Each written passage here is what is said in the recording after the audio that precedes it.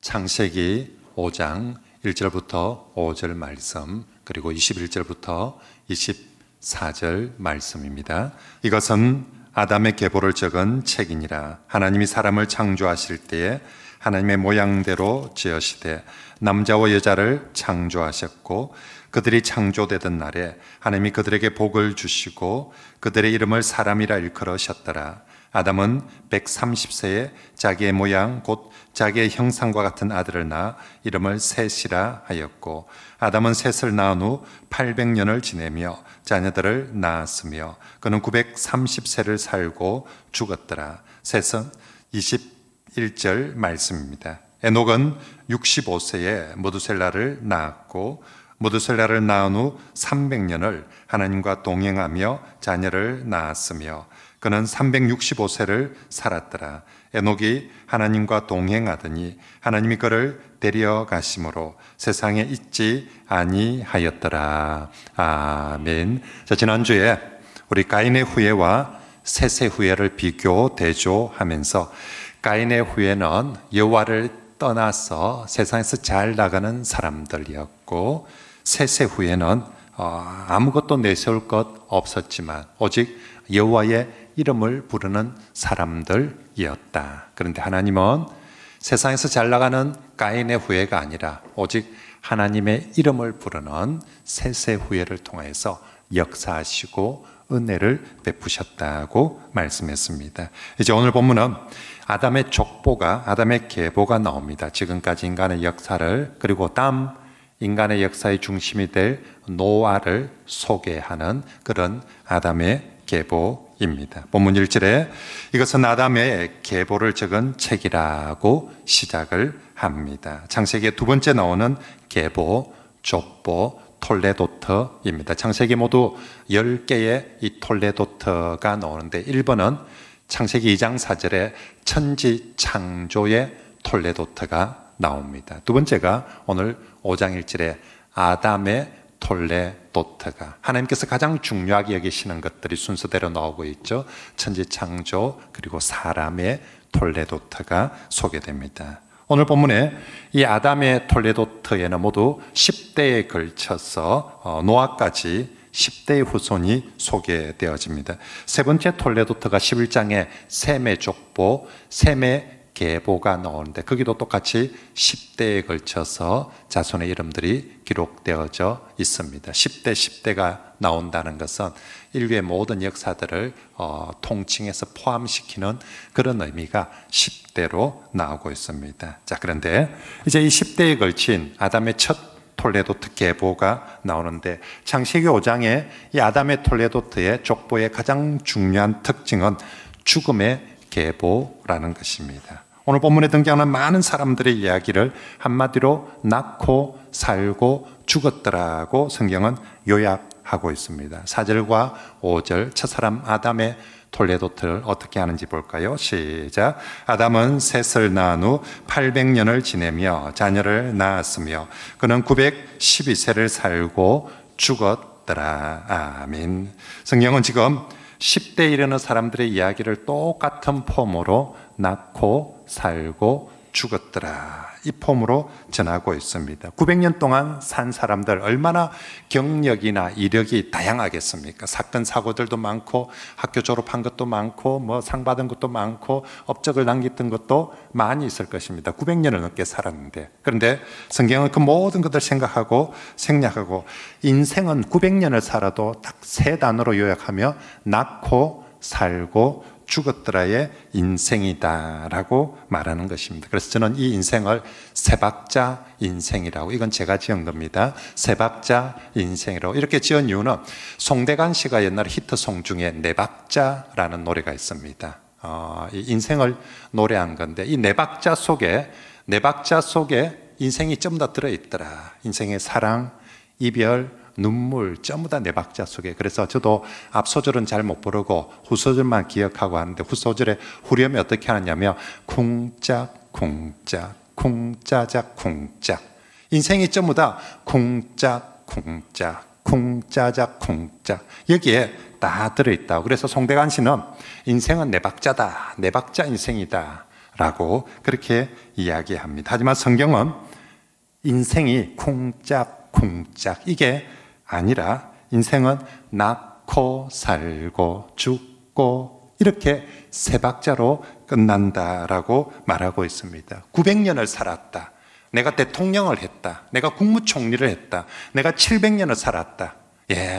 어떻게 살았든지 결국 네 인생을 보니까 낳고 살고 죽은 것이다 라는 것입니다. 그리고 오늘 창세기 5장에서 이 세 박자 중에서도 제일 많이 강조하는 것은 마지막에 죽었더라 입니다. 하나님께서 아담에게 죄를 범하는 그 순간 네가 정령 죽으리라 라고 했는데 결국 인생은 어떻게 살든지 간에 어떻게 났든지 간에 결국은 하나님 말씀대로 죽었더라 죽었더라로 끝나더라는 것입니다. 그래서 창세기 5장에 아담의 족보, 인간의 족보는 결국은 죽음의 족보이고요. 모든 인간은 100년을 살든 200년을 살든 다 결국은 공동묘지를 향해서 가는, 죽음을 향해서 가는 삶이더라. 그래서 창세기 5장은 성경에 나오는 최초의 공동묘지입니다. 여기도 보니까 죽었더라. 저기도 보니까 죽었더라. 저기도 보니까 죽었더라. 저기도 죽었더라. 그러므로 이하 동문 뒤에 오는 사람들도 다 죽었더라. 그래서 처음으로 성경에서 소개하는 공동묘지입니다. 반면에 마태복음 1장에 예수님의 족보가 나옵니다. 구약 성경에도 처음 시작할 때 족보로 시작하는데 신약의 첫 성경 마태복음의 1장의 첫 시작을 족보로 시작하는데 그 족보는 예수님의 족보로 시작을 하는데 그 예수님의 족보에는 죽었더라가 없습니다. 낳고로 계속 이어집니다. 그래서 창세기 5장에 사람의 첫 족보는 죽음의 족보인 반면에 신약 성경을 시작하는 마태복음 첫 1장의 예수님의 족보는 생명의 족보입니다. 이건 우리가 아담에 속해 있으면 결국은 그 창세기 5장의 이름 맨 끝에 결국 우리 이름이 죽음의 족보에 우리 이름이 올라가게 되는 것이고 반대로 우리가 예수 그리스도를 믿고 예수님의 족보에 속하게 되면 결국은 생명의 족보에 예수님 마태복음 1장 그 뒤에 낳고에 우리의 이름이 기록되게 되어질 줄 믿습니다. 그러므로 오늘 우리 교회에 참석한 모든 분들 성도들은 정말로 예수 그리스도를 믿어서 저 창세기 5장에 있는 죽음의 족보에 여러분들의 이름이 오르는 것이 아니라 마태복음 1장 같은 예수 그리스도의 족보에 생명의 족보에 여러분들의 이름이 오르게 되기를 축복합니다. 아멘. 자, 오늘 본문에 이제 창세기 5장은 정말 죽음의 족보입니다. 그런데 이 죽음의 족보에 희망의 메시지, 희망의 꽃이 피고 있습니다. 죽음으로 가득 찬 이 공동묘지에 한 송이 아름답고 예쁜 꽃이 피는데 그 꽃 이름이 뭐냐면 에녹이라는 꽃이 피었습니다. 정말 썩은 냄새가 나고 모든 것이 죽음인데 생명이 싹 트지 않을 것 같은데 우와 놀랍게 거기에 생명이 싹 트고 정말 아름다운 꽃이 싹이 튼데 그 꽃 이름을 물어보니 에녹꽃이었습니다. 창세기 5장에 모든 사람이 죽는데 에녹은 죽지 않고 하나님께서 데려가셨습니다. 모든 사람의 인생은 낳고 살고 죽었더라의 세 박자였는데 에녹은 낳고 살고 죽었더라에서 죽었더라가 빠지고 낳고 살고 하나님께로 갔더라라고 그렇게 기록되어진 전혀 다른 사람들과는 전혀 다른 생명의 길, 구원의 길, 희망의 길을 바로 이 에녹을 통하여서 보여주고 있는 것입니다. 사실 이 창세기 5장에 나오는 처음 사람들, 이제 인류의 처음 사람들이지 않습니까? 이 사람들에게 죽음은 정말 절망과 공포였을 것입니다. 지금 죽음을 당연히 생각하고 있는 우리들에게도 막상 죽음이 현실이 되었을 때는 우리 가족들 모두에게 참 쉽지 않은 문제입니다. 그런데 처음 사람들 900년을 넘게 산 이 사람들에게 죽음은 정말 감당하기 힘든 사건이었을 것입니다. 900년을 넘게 살던 이 장수촌 마을, 아마 아담 이 동네 사는데 셋은 저 미국에 살고 그러지 않았겠죠. 아마도 그 동네에 그 주변에 도란도란 장수촌 마을을 형성하면서 그렇게 살아갈 것입니다. 그런데 어느 날 이 장수촌 마을에 사람이 하나씩 둘씩 죽기 시작합니다. 죽는 순서도 없고요. 왜 죽는지도 모르고 죽습니다. 그리고 더욱 두려운 것은 죽음 이후에 어떻게 되는지 도저히 알 수가 없습니다. 이 사람 죽었는데 천국을 가는 건지 지옥을 가는 건지 다시 살아날 수 있는 건지 죽고 끝나버리는 건지 아무도 모릅니다. 심지어는 이제 죽음 이후에 이 시신은 어떻게 처리를 해야 되는 건지, 그냥 집에 그대로 두어야 되는지, 우리 어머니인데, 우리 아버지인데 이걸 밖에 내다 버려야 되는지, 묻어야 되는지, 태워야 되는지, 집에 가만 놔두니까 왜 이 시신은 냄새가 나는지, 왜 썩는지를 모르겠어요. 조금 썩다가 조금 냄새 나다가 멈추는 건지, 다시 회복되는 건지, 아니면 계속 썩어가 버리는 건지. 왜 똑같은 사람인데 나는 냄새가 안 나는데 이 시신은 냄새가 날까? 냄새난 시신은 집 안에 두어야 될까? 집 밖에 두어야 될까? 아버지인데 어떻게 아버지를 집 밖에 두나? 집 안에 있어야지. 이 냄새 나는 걸 어떻게 그러면 집 안에 두느냐? 아마도 갑자기 가족들 간에 정말로 여러 다툼이 생기고, 다툼은 문제가 아닌데 아무도 답을 모르고 있다는 것입니다. 우리 시대에도 흑사병이 처음 걸렸을 때를 생각해 보십시오. 얼마나 그 시대, 중세 시대에 이 흑사병이, 로마 시대 흑사병이 돌 때 사람들이 두려웠겠습니까? 우리 코로나 경험해 보지 않습니까? 21세기인데도요, 코로나가 휩쓸 때 우리가 처음에 얼마나 공포스러웠습니까? 우리 교회 우미성 권사님 제일 먼저 걸렸지 않습니까? 그때 진짜 다 우리 우건사님 죽는 줄 알았어. 저 우건사님하고 된장같이 묻거든요. 우리 교인들이 이제 우리 목사님 걸리면 어찌 되냐고 그죠? 그래서 그때부터 우리 모든 민족교회 모든 민폐교회였습니다. 김해에서 우리 요 주변 상가에 모든 민족교회 출입 금지 붙어져 있었어요. 여러분, 21세기에 코로나 하나 퍼질 때도요, 전 세계가 두려움과 공포에, 그리고 전 세계를 정말 이 공포의 도가니 속에서 장악을 해버리고 말았습니다. 집에도 함부로 못 나가는데 다 순종했어요. 마치 감옥처럼 우리가 잡혀 있는데도 이 코로나라는 거 하나 때문에, 그 두려움과 그 공포 때문에 모두가 그렇게 잡혀 있었습니다. 그런데 처음 죽음이 이 장수촌 마을에 들어왔을 때 아마 우리 코로나 흑사병보다 훨씬 더 두렵고 절망적이었을 것입니다. 그런데 바로 그때 이 죽음의 마을에, 이 죽음의 족보에 희망의 사건이 발생하는 것입니다. 앞서 4장에 가인의 7대 손은 가인 집안 중에서도 제일 악한 라멕이 등장했는데, 공교롭게도 이제 아담의 7대 손에 희망의 자손 에녹이 등장을 하고 있습니다. 24절을 같이 한번 읽어볼까요? 시작. 에녹이 하나님과 동행하더니, 아멘. 그렇습니다. 자, 창세기 5장에 모두가 죽었더라로 끝났는데 딱 한 사람 죽지 않는 에녹이 등장했습니다. 정말 온 동네 시신 썩는 냄새가 나는데, 에녹에게는 시신 썩는 냄새가 아니라 정말 아름다운 꽃이 피는 거예요. 와, 여기 꽃이 필 꽃이 아닌데, 여긴 정말 찌든 냄새와 그 정말 절망과 죽음의 시신의 냄새로 가득한 곳인데, 세상에 여기에 보니까 꽃이 피는 거예요. 우와, 드디어 희망이 보이기 시작하는 거죠. 코로나가 온 세상에 만연할 때 안 걸리는 사람이 있다더라. 코로나에 안 걸리는 사람이 있다더라.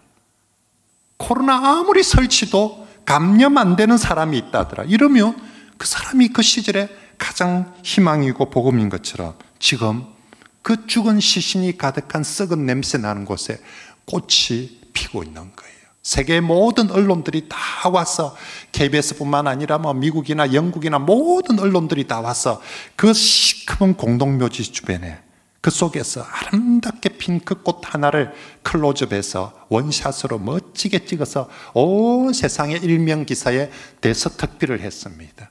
공동묘지에 다 죽는 곳에 안 죽는 꽃이 있다더라. 다 코로나 걸리는데 안 걸리는 종류의 사람이 있다더라고. 그렇게 호외를 외치고 있을 것입니다. 그러면서 분석하겠죠. 이제 모든 과학자들, 모든 기자들 동원해가지고 왜 다른 사람은 다 죽는데 저 에녹이라는 사람만큼은 죽지 않고 꽃으로 필까?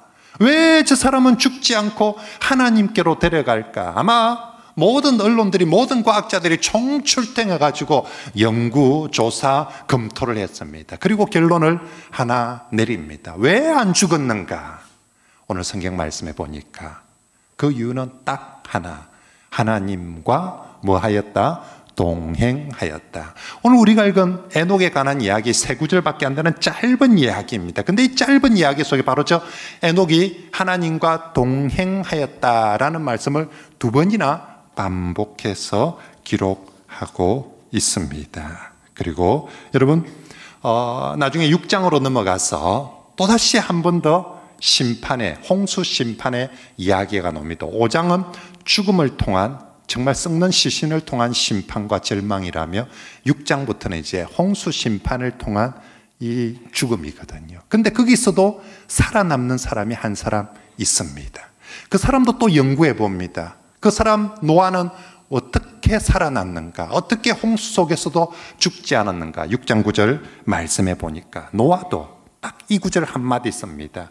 노아도 하나님과 동행하였으니.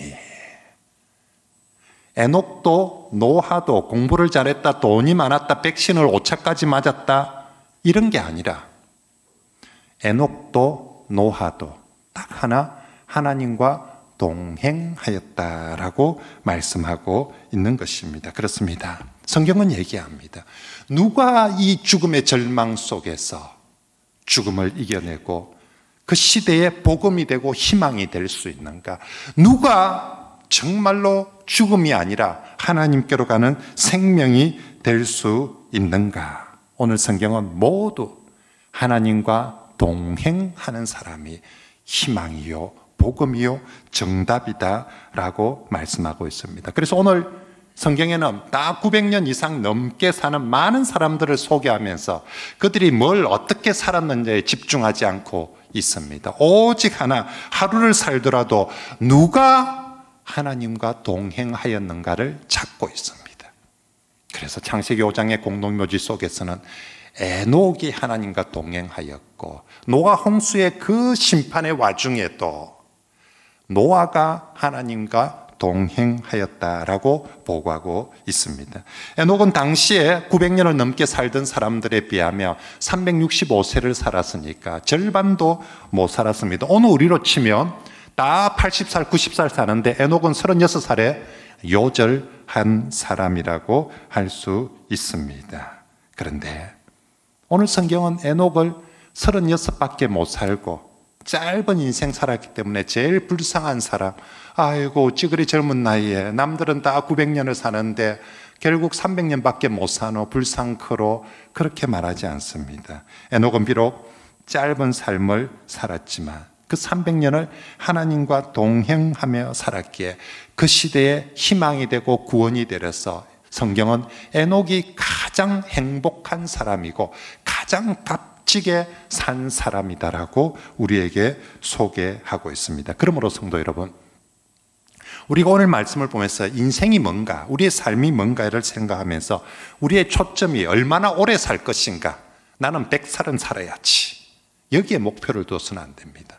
얼마나 우리가 부자로 살 것인가, 내 노후는 내가 얼마나 잘 준비하면서 살 것인가, 그렇게 여기지 마십시오.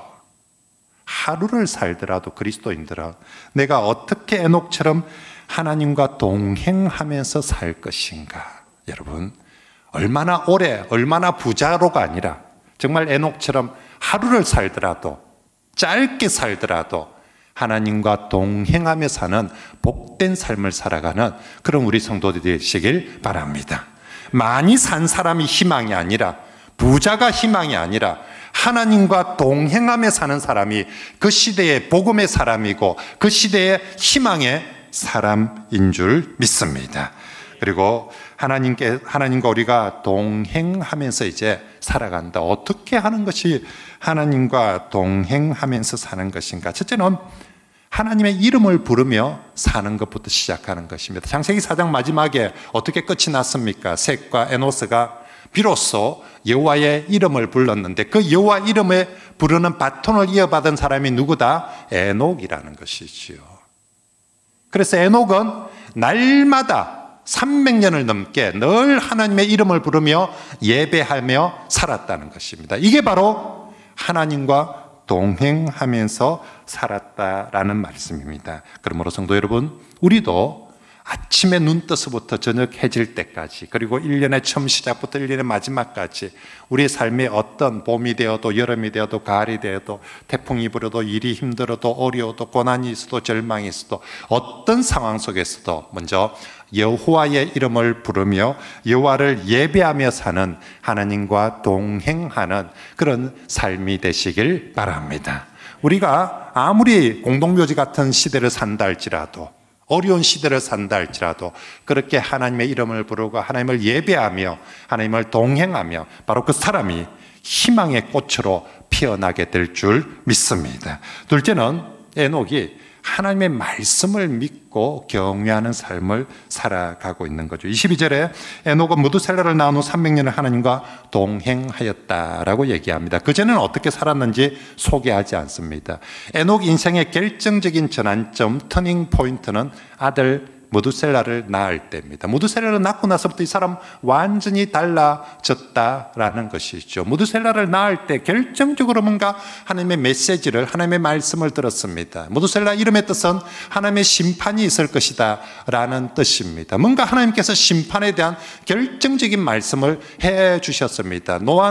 에녹은 이 하나님의 심판의 말씀을 잊지 않으려고 저 아들 이름을 하나님의 축복, 하나님의 사랑, 하나님의 은총이라고 짓는 것이 아니라 무두셀라, 하나님의 심판이라고. 세상에 저가 이름을 하나님의 심판이라고 짓는 부모가 어디 있습니까? 근데 에녹은 그 아들의 이름을 무두셀라라고 짓습니다. 왜? 하나님 말씀을 잊지 않으려고. 하나님 말씀 내게 주신 그 하나님의 말씀을 잊지 않으라고 저가 이름을 무두셀라라고 짓고, 저가 볼 때마다 하나님 말씀을 기억합니다. 저가 부를 때마다 하나님 말씀을 기억합니다. 이 사람이 하나님과 동행하는 삶을 살았다는 것입니다. 왜?